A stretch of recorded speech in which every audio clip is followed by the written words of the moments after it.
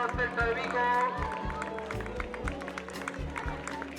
Cada uno a seu ritmo para completar 3 voltas 6 kilómetros. Pasarán 2 veces por aquí por metas y a terceira será chegada.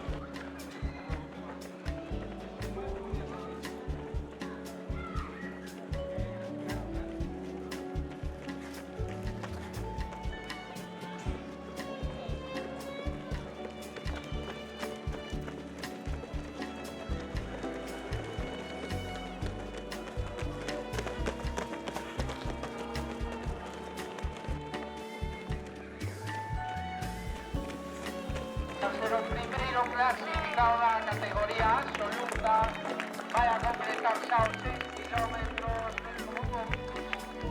Un forte aplauso para Carlos.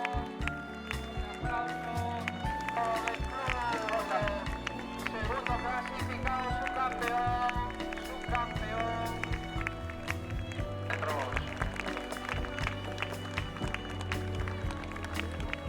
Parece que aparece por aquí un momento pintando que será o terceiro posto para él, para o alentado. E campeón da proba, Carlos Porto Pazos.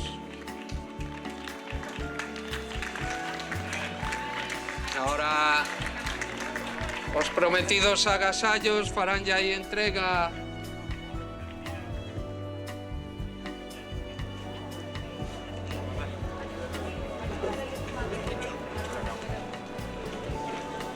Vanlle facer entrega dos agasallos de rigor, os que lle tiñamos prometidos, e correde rápido, rapaces. Toma, colega, a facer un pouco de forza aí. Traballo de forza. Ti tamén tes o terceiro,